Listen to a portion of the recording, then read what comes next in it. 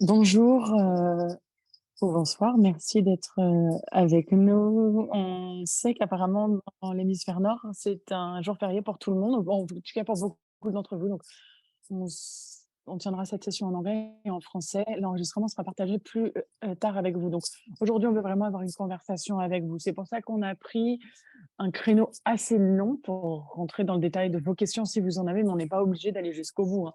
Bien entendu, si tout vous paraît logique, pas de souci. Alors, je sais que Rachel a enregistré il y a un mois et vous a envoyé il y a un mois des orientations et on a récolté plusieurs de vos questions. Donc, on va peut-être commencer avec ça. Et si vous avez d'autres questions, n'hésitez pas à les poser. Voilà, c'est ça à peu près pour le reporting pour ce projet. Donc à nouveau, merci beaucoup d'être avec nous, Rachel. Je vous donne la parole.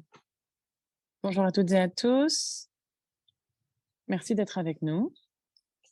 Alors, on a enregistré plusieurs questions sur Afriful Links, mais donc c'est avec celle-là que je vais commencer.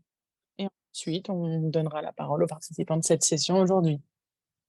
Donc, vous pourrez allumer votre micro. L'une des questions qu'on m'a posées, c'était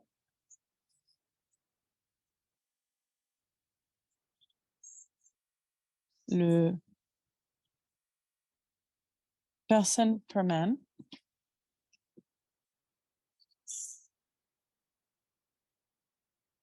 C'est le nombre d'heures travaillées. Donc, personne par mois, person per month, c'est un package qui représente le nombre d'heures travaillées par personne par mois. Et donc, tout d'abord, j'aimerais savoir si vous avez reçu le lien vers la fiche d'heures pour Afriful Links, parce que c'est important que vous la complétiez. Ces feuilles d'heures, elles doivent être complétées de la manière dont on vous l'a montré, pour comptabiliser les heures travaillées. Si vous ne l'avez pas reçu, n'hésitez pas à me le dire dans le chat, d'accord? Et on reviendra vers vous avec plus d'informations à ce sujet.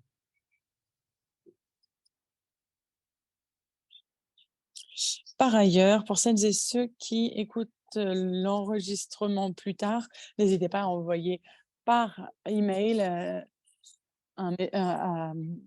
vos questions sur les feuilles d'heures à Rachel. Alors, les coûts directs et indirects également, il y a eu une question sur ça. Donc, la papeterie, donc les coûts opérationnels pour les gens qui travaillent sur le projet, ça, c'est les coûts indirects. Alors, on n'a pas besoin d'avoir de justificatif pour ça, directement, qui doit faire partie du reporting à l'Union européenne. C'est à vous de nous dire combien vous avez payé pour ces éléments. Alors, attendez, il y a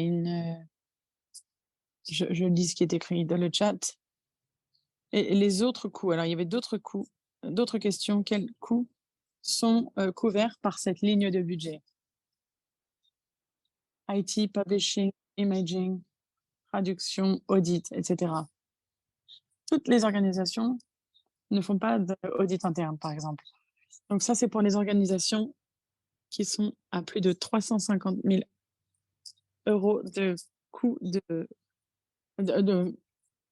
Et donc là, pour cette entreprise, elles doivent faire et ces associations, elles doivent faire des audits selon les lois de l'Union européenne. Elles doivent être auditées au moins 5 ans après que le projet ait été terminé. Donc, pour les associations ou entreprises qui ont plus de 375 000 euros de budget. Alors, les coûts opérationnels, c'est également les coûts bancaires. Internet, pareil, ça fait partie des dépenses du projet. Notre projet, il a commencé le 1er décembre et il se terminera le dernier jour du mois de novembre 2026. Donc, on a commencé en décembre 2022, ça se terminera en novembre 2026. Là, c'est la toute première période, d'accord? Cette période, elle se terminera en mai 2024. Le portail ouvrira au moment de la fin de la période. Donc, on vous enverra des messages juste avant l'ouverture du portail pour que vous sachiez exactement quand le reporting financier se fera et les reporting techniques également. Donc on vous enverra tout ça au moment le moment venu.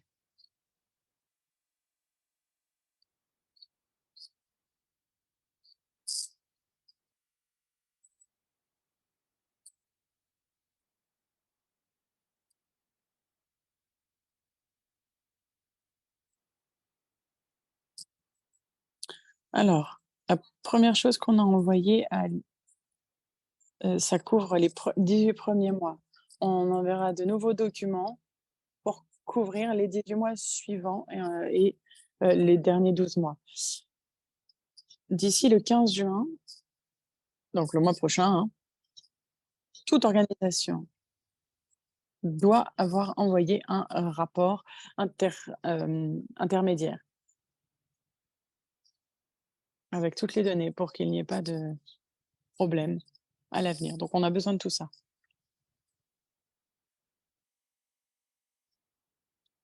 Donc le 15 juin, vous pouvez tout m'envoyer par email, ça ce serait bien. On vérifiera tout ça et on reviendra vers vous si tout était dans l'ordre ou non, ou s'il y a des choses à modifier. Il y a une autre question sur l'externalisation, la sous-traitance. Si vous n'avez pas de budget dans votre ligne sous-traitance et que, vous voulez allouer un budget pour ça, vous allez devoir faire attention parce que vous ne pouvez pas simplement changer des lignes, et les assigner à une autre ligne de budget. Vous devrez, nous contacter et nous, on devra demander à l'Union européenne comment gérer ça. Parce qu'il faudra faire un amendement au budget, pour changer les catégories de budget. Pareil pour la sous-traitance, on doit suivre toutes les exigences pour recruter, un sous-traitant. Donc il y a des termes de référence, vous avez, une proposition, vous devez avoir des devis, des accords, justificatifs de paiement, factures, et cetera, et cetera. Il y a quelques justificatifs et absolument toutes les exigences doivent être, suivies, selon le calendrier. Donc l'Union européenne nous a dit également, ces derniers mois, c'est que les partenaires ne peuvent pas être utilisés comme des sous-traitants. Et clé, à titre d'exemple, on ne peut pas utiliser Wise comme étant un sous-traitant. Ça, c'est pas permis. Je peux ajouter un mot? Bien sûr. Je pense que ça, c'est très, très important. Il faut le souligner. Si vous voulez transférer des fonds en fonction sur différentes lignes de budget, on doit le savoir en amont. Parfois, il s'agit uniquement de les informer, d'informer la Commission européenne, mais s'il n'y a pas de fonds pour une ligne de budget, il faut faire un amendement absolument pour y allouer des fonds. Si pour l'heure, il y a besoin, si on a des partenaires qui ont besoin de ressources pour une ligne de budget, eh bien, n'hésitez pas à nous envoyer un email d'ici la semaine prochaine parce qu'on va faire des demandes en ce sens à la Commission européenne et on aimerait bien faire ça d'un coup. Comme ça, on ne va pas à avoir des allers-retours avec la Commission européenne. Donc, s'il y a des besoins particuliers que vous envisagez de changer des lignes de budget, n'hésitez pas à nous le dire. Il faudra simplement nous dire pourquoi c'est dans l'intérêt du projet de changer de ligne de budget. Et voilà. Pareil pour la sous-traitance, c'est vrai qu'il y a des critères, un processus vraiment très, très rigoureux. Alors tous les détails, vous les avez normalement, mais n'hésitez pas à revenir vers nous si vous ne les avez pas, pareil. Merci Paul. Voilà, je pense que c'est la majorité des questions que nous avons reçues. Alors maintenant, vous êtes libre de poser d'autres questions si vous en avez.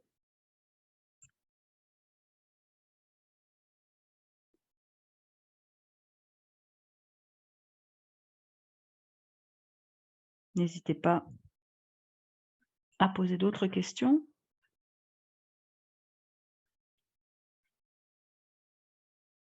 Bonjour. Je me demandais Quelle est la norme? Pour les documents d'origine, beaucoup de documents sont numérisés, heu, beaucoup de choses sont digitales maintenant. Quelles sont les demandes, les exigences? Par exemple, si c'est une organisation qui n'a pas beaucoup de papier, qui scanne tous les reçus, les justificatifs, quelle est la norme pour cela? Si vous pouviez nous en dire un peu plus. Merci. Alors pour ce qui est de la numérisation, les documents d'origine, les documents scannés sont vus comme des documents d'origine, donc ce n'est pas un problème.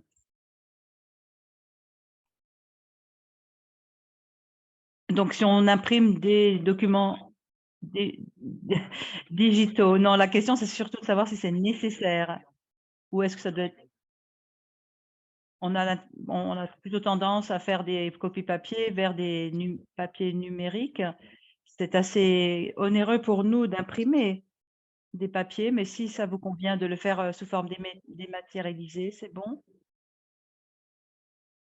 S Si vous gardez tous les documents, en de manière, digitalisée, ça va pour nous. Nous avons cela également. D'accord? Alors quelle que soit votre pratique, vous pouvez la maintenir telle qu'elle est. Si vous avez l'habitude de faire des versions papier, c'est bon, sinon des versions, numérisées, c'est bien aussi.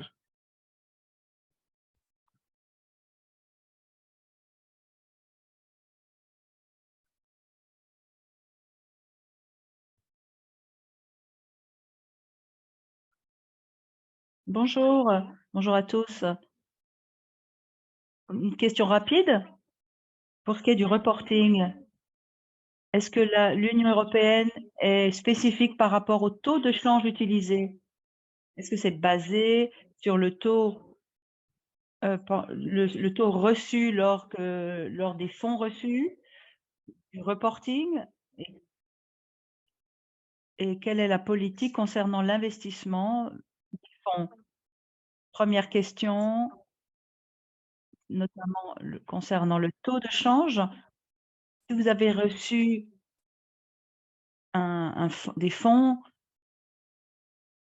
dans votre monnaie locale, donc si vous faites l'échange, par exemple, vous le changez en euros, nous devons avoir le taux officiel, le taux de change au cours du 1er décembre 2022 au dernier jour, ouvré, c'est-à-dire le 30 avril, par exemple. Donc du 1er décembre au 30 avril, c'est le taux de change, c'est le taux moyen et c'est ce taux-là que nous allons échanger pour toute la durée du projet. C'est-à-dire pour les prochains 18 mois, nous prenons cette période du 1er décembre 2022 au dernier jour du mois du projet. Ce taux de change va changer pendant la durée des 18 mois. Ce seront des changements, internes pour tous les domaines. C'est une exigence et c'est ce que nous faisons. D'accord? C'était la première fois que nous faisons cela également pour nous-mêmes. C'est ce que nous avons reçu comme instruction et nous suivons donc, les instructions qui nous ont été données. Merci beaucoup. Oui, Rachel, excusez-moi, je vais juste rajouter un point. Vous savez comment actionner cette fonction? Vous savez comment le faire? D'accord? OK. Oui. Oui, oui.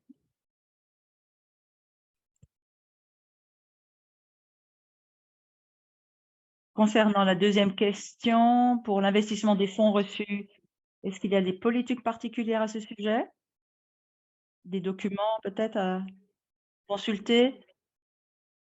Les investissements, je ne suis pas tout à fait sûre, sur ce point.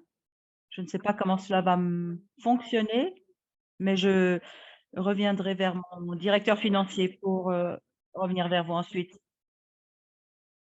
Ils veulent que nous utilisions des taux moyens, des taux de change moyens sur une certaine période. Donc ce serait intéressant de savoir si on peut utiliser les fonds, investir les fonds. Ça serait intéressant de savoir. Sinon, nous allons perdre, une partie des fonds si le taux de change se renforce, par exemple. Mais vous reviendrez vers moi, n'est-ce pas? Oui, oui, tout à fait. Dès que j'aurai la réponse.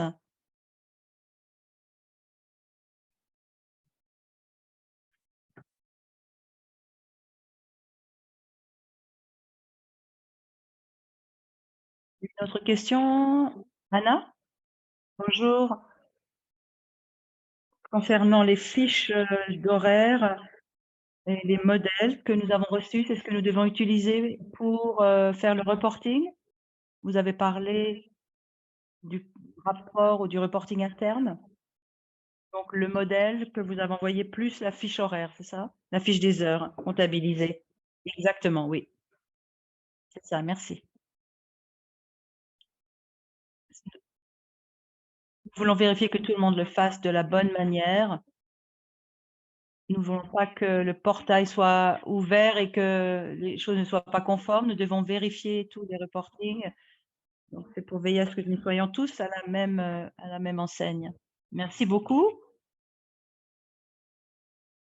Les C'est bien de bien remplir, les fiches horaires, c'est la meilleure, manière de s'assurer que nous ne soyons pas obligés de revenir sur cela par la suite.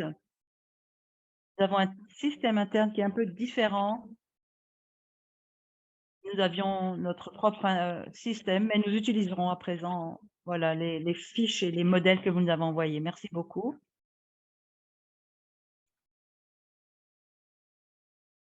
Hilary? Bonjour à tous. Merci Rachel. 2 questions. Désolée si elles ont déjà été traitées.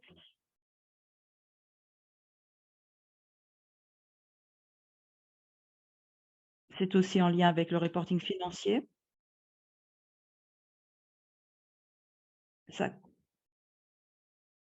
Ça concerne certains coûts de travail.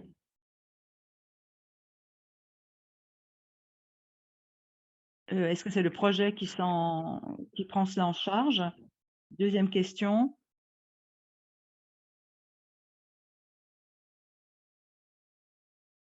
je sais je sais qu'il y a une proposition à Tissoumo,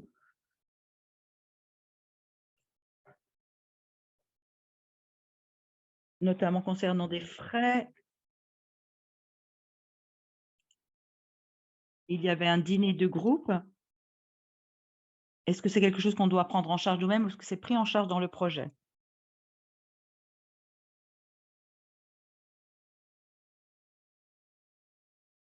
Alors les frais de déplacement, par exemple, si pour un mois vous avez dû vous déplacer à Nakisumo, par exemple, alors ça doit être couvert dans le projet. D'accord. Deuxième question, je pense, c'est plus une question qui s'adresse à Paul, me semble-t-il? Yes. Oui. Alors, c'est pas vraiment quelque chose de facile on doit tous s'entraîner à cela, à gérer, les choses dans le cadre du budget. Donc chacun a son budget. Vous devez utiliser donc les lignes de budget pour couvrir les frais. Vous pouvez le mettre sur cette ligne, de budget particulière. Heu, L'important ici, c'est devez par exemple, si vous avez un dîner d'équipe, mais qui aura pour objectif de discuter du projet. Donc pour moi, ça rentrerait en ligne de compte. Ce serait ma proposition pour pouvoir le faire couvrir ces frais dans le cadre de votre projet, de budget de projet. Lorsque vous faites le calcul des per diem, vous devez pouvoir clairement identifier lorsque le projet, apporte ses fonds pour le per diem. Par exemple, quand tout le monde vient à Kisumu, Heu, les chambres d'hôtel sont bed and breakfast, vous aurez le petit déjeuner. Ensuite, ce que nous payons avec l'hôtel, ça c'est sur, la ligne, c'est pour avoir également la salle et également des dîners. Nous espérons que le gouverneur de Kisumu pourrait financer cette partie du projet. Donc notre attente ici, c'est concernant les participations de chaque participant, normalement, il ne devrait participer qu'au dîner, peut-être quelques déplacements, puisque le projet paye déjà la partie petit déjeuner, la partie déjeuner. Donc ICLE Africa, par exemple, a une réserve, un montant qui est réservé, pour que les gens aient cela comme soutien, et on entend donc on enlève de cela un pourcentage pour le petit déjeuner, pour, le déjeuner, et nous voulons veiller à ce que ce soit équitable pour tous les partenaires. C'est un système que nous utilisons, donc je pense qu'un dîner d'équipe fait partie, du travail du projet et peut être, justifié ainsi. Alors, Hilary, juste pour vérifier qu'on a bien répondu à votre question. D'accord, merci. Ensuite, nous avons Wayan. Bonjour.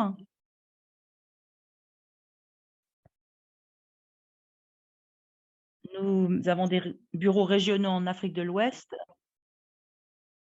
Le reporting interne.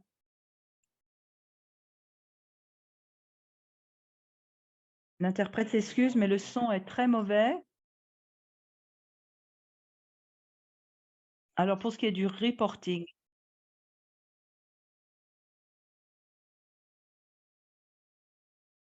est-ce que ça doit se faire par bureau individuel ou par bureau régional? Malheureusement, on ne vous entend pas très bien.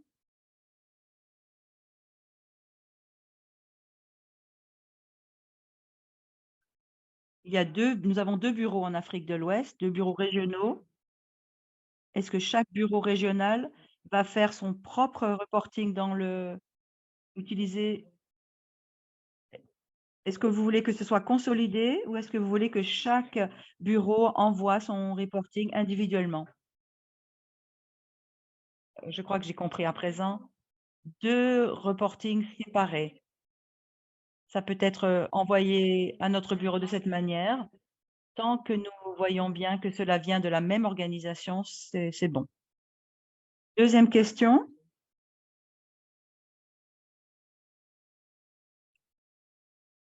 J'ai vu la vidéo. Vous avez parlé d'un portail qui va être ouvert. Ma question est la suivante. Qui va alors je n'ai pas bien compris. Donc c'est l'organisation qui va faire le reporting sur le portail. Le portail est ouvert et accessible pour chacun d'entre nous. Nous devons nous inscrire. Chacun fait le reporting sur le portail. Ensuite, ça reviendra vers nous, la coordination. Nous allons tout vérifier, vérifier la conformité et nous reviendrons vers vous. Ensuite, nous soumettrons les rapports de tout le monde sur le portail. Merci, merci.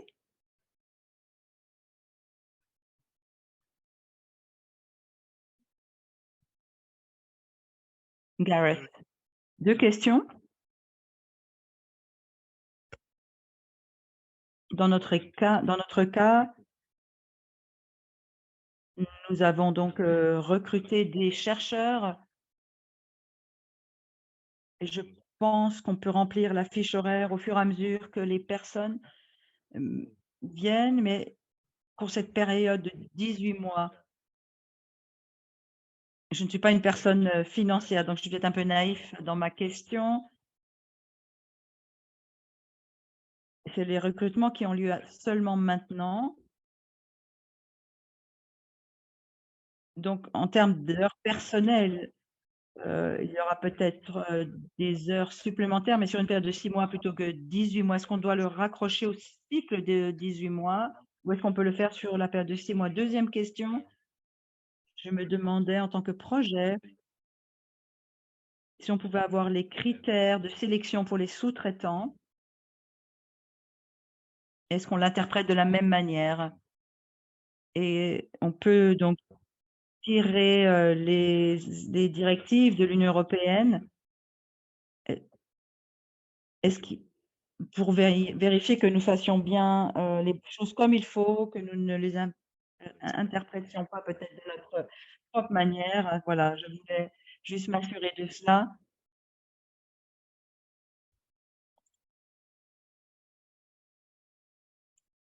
C'est une bonne question. Je vais commencer par la première.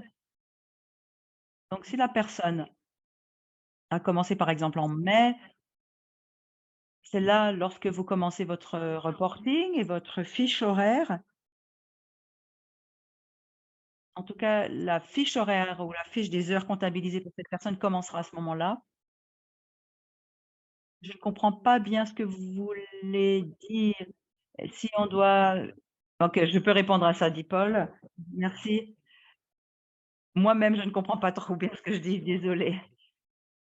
Alors il y a une crainte effectivement, peut-être que lorsque nous n'avons pas, nous avons reçu l'argent, mais nous n'avons pas eu la personne tout de suite, est-ce qu'on va perdre cet argent au bout de 18 mois? Non, la réponse est non. La manière dont le projet a été mis en place et dans le système de la Commission européenne, c'est ainsi. Donc la le nombre d'heures par personne et par mois, en fait, est un package. Et parce que ce package qui va du début à la fin du projet, on peut donc motiver, le fait qu'il y ait des périodes plus intenses à la fin du projet qu'au début, par exemple. Donc vous n'allez rien perdre en tout cas, dans la manière dont l'argent est alloué. La période de 18 mois, c'est un point de repère pour veiller à ce que nous utilisions bien l'argent qui a été donné, que nous livrons ce projet à la fin des 18 mois. Je pense que Rachel peut me contredire si j'ai tort, mais si la majorité de ces fonds a été dépensée, c'est vraiment ce qui va déclencher un supplément de la part de la Commission européenne. Donc vous n'allez pas perdre l'argent si vous ne l'avez pas utilisé pendant la période des 18 mois. C'est un package, pour chaque organisation. Si nous arrivons à 90 des fonds dépensés, alors à ce moment-là, nous pouvons avoir un supplément. Merci.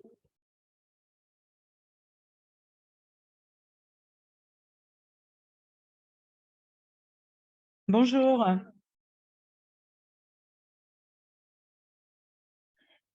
Je ne suis pas trop préparée pour cette réunion. Quand j'ai vu le calendrier de la vidéo que j'étais censée voir sur YouTube, c'est peut-être une question déjà posée, désolée, c'était pas très clair. Vous nous avez envoyé un template ou des prévisions qui nous indiquaient 2022 ou 22 pardon, c'est-à-dire le nombre de mois. J'aimerais savoir quel est le sens de ce chiffre 22. Ce qui m'a conf C'est l'histoire des 18 mois et des 22 mois. Je suis un peu confuse. Par exemple, c'est cet argent que nous avons reçu pour les RH, est-ce que c'est pour 48 mois? Et pour répondre aussi à votre question, Paul, que vous avez peut-être déjà à laquelle vous avez peut-être déjà répondu, en lien avec la fiche horaire, il y a certains mois où nous travaillons moins d'heures que d'autres autour du projet, d'autres, mois nous travaillons plus.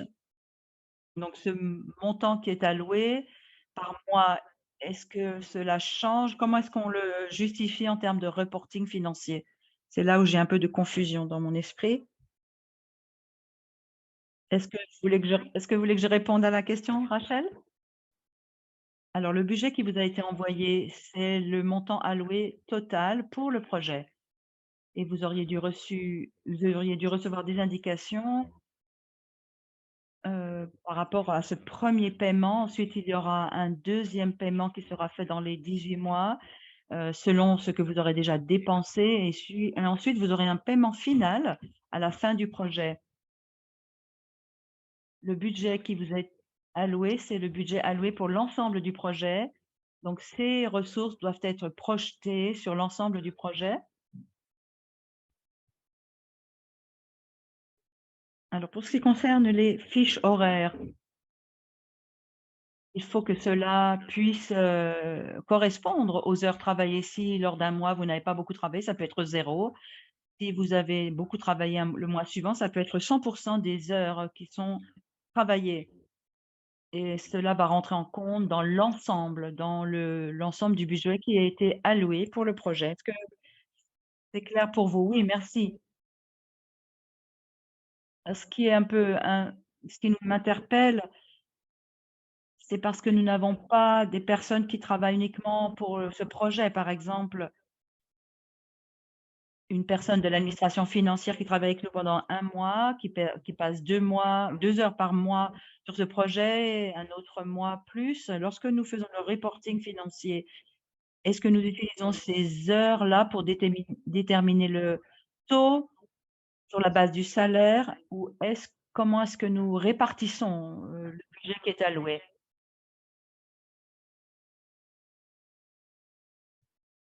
Vous devez utiliser les heures réelles travaillées et le taux réel. Donc si c'est 2 heures, vous devez le faire multiplier par le taux en question, et cela doit être rapporté dans les coûts personnels. Est-ce qu'il y avait d'autres, aspects à cette question? Non, mais merci, c'est très clair maintenant pour moi. Merci beaucoup. Donc regardez un peu les personnes qui travaillent avec le projet pour, vous servir du taux, pour faire une projection. Mais ensuite, on regarde le budget de manière très, soutenue pour, veiller à ce que ce soit en ligne avec nos prévisions.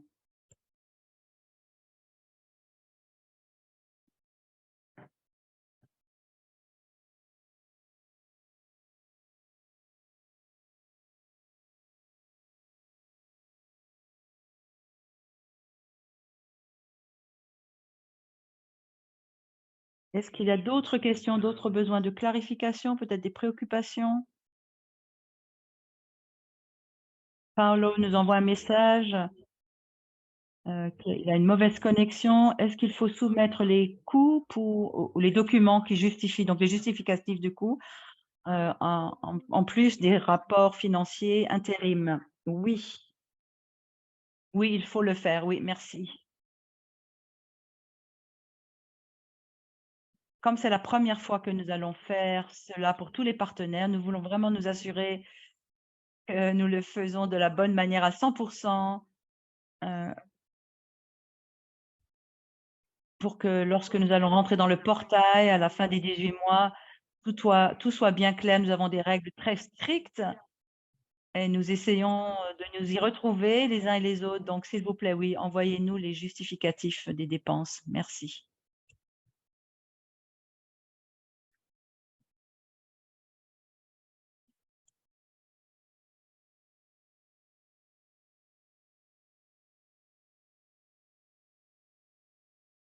Est-ce qu'il y a encore d'autres questions?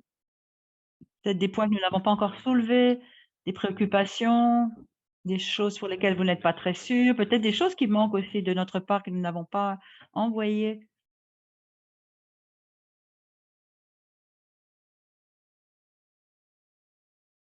Alors dans ce cas, je crois que nous en avons terminé.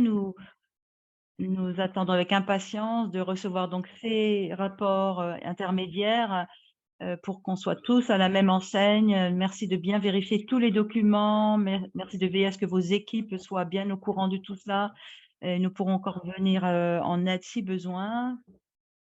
Et Rachel et moi-même, nous pourrons revenir vers vous si vous avez d'autres questions, d'autres points, que vous avez remarqués et pour que tout soit bien clair, bien net pour le reporting officiel, heu, qui arrivera dans 18 mois. Alors Gareth nous a mis ici un lien aux questions Oribi, puisque les coûts d'emploi par, employé salarié varient, selon les emplois. Est-ce que les fiches de paie ont besoin d'être attachées aux fiches horaires? Effectivement, les preuves de paiement, les fiches de paie doivent être gardés, mais pour nous-mêmes, non. Ça, c'est plutôt pour la Commission européenne. Pour nous, simplement, envoyez-nous les fiches horaires, les documents qui vont avec et les reportings. Donc, mais le reste, ce sera uniquement pour la Commission européenne. Donc, pour nous, nous n'avons pas besoin de ces feuilles ou fiches de paie, mais d'accord, et nous ferons le suivi si nécessaire. Merci.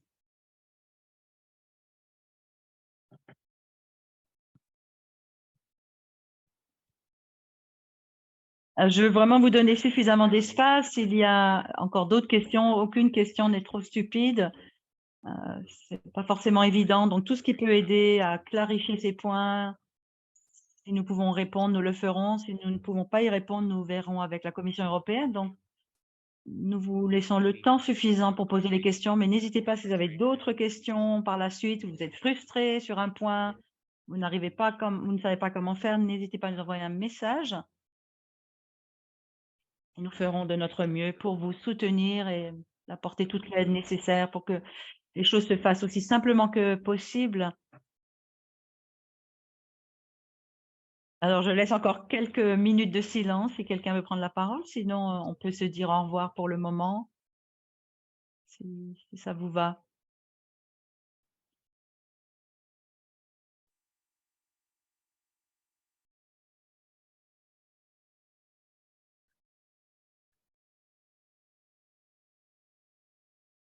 Nos collègues francophones, on ne vous a pas entendu. S'il y a des questions, n'hésitez pas. Je pense que vous avez trouvé le bouton d'interprétation et que vous avez vu que vous avez pu entendre les interprètes, donc n'hésitez pas aussi à poser des questions.